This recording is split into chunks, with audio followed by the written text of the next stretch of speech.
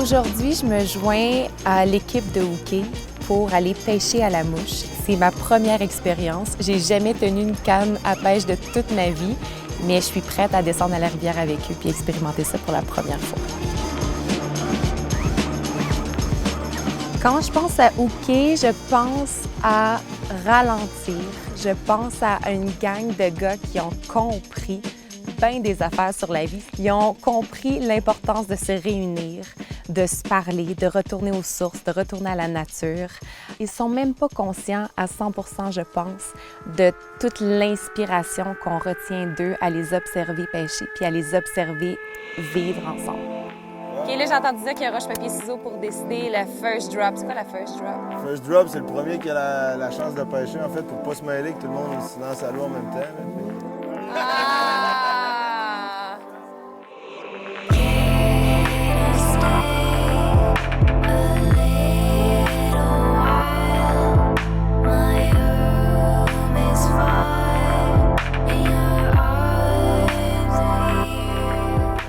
Ce que j'ai appris de la pêche à la mouche, c'est que c'est un sport, mais c'est aussi un art. Parce que pour les gars, il y a aussi toute la confection de leurs petites mouches qu'ils appellent leur artisanat masculin. Il y a aussi le mouvement de la canne à pêche dans l'eau qui est tellement artistique et tout le monde développe son propre style. Vas-y, Smoke. C'est comme un lasso, en fait. là. C'est Ouais, quand même c'est ça, assez je trouve. simple. C'est aussi un sport qui contribue énormément à la conservation de la nature et à l'éducation sur l'environnement parce qu'ils ne mangent pas leurs poissons, ils les relâchent tout de suite à l'eau. Donc, c'est vraiment pour le sport et pour le plaisir d'être ensemble. Tu sais, aujourd'hui, là, avec tout, je sais pas, Internet, puis la business, puis ton travail, ben, Là, tes tâches changent complètement. quand tu viens ici, t'as ta canne à pêche, t'as ta mouche, tu penses juste à ça, puis ça arrive. Il y a un lâcher-prise qui vient Ouais, avec. exact.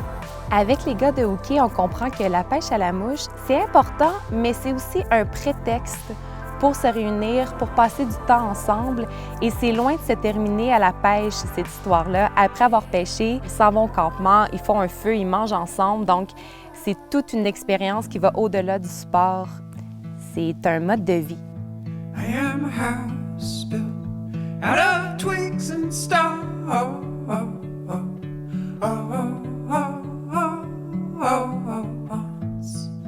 Pour le souper, c'était fondamental pour Fred et moi que ce soit simple, que ce soit rapide et qu'on utilise ce qu'on a. Et on avait pas mal juste un poêlon et la braise de notre feu de camp.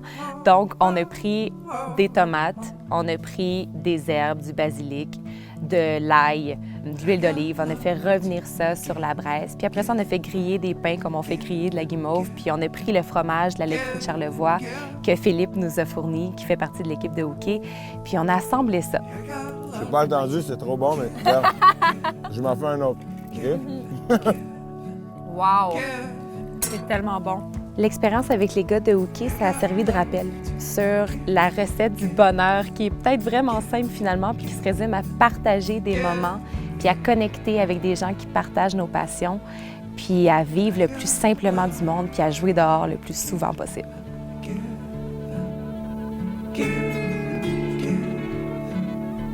Give and give.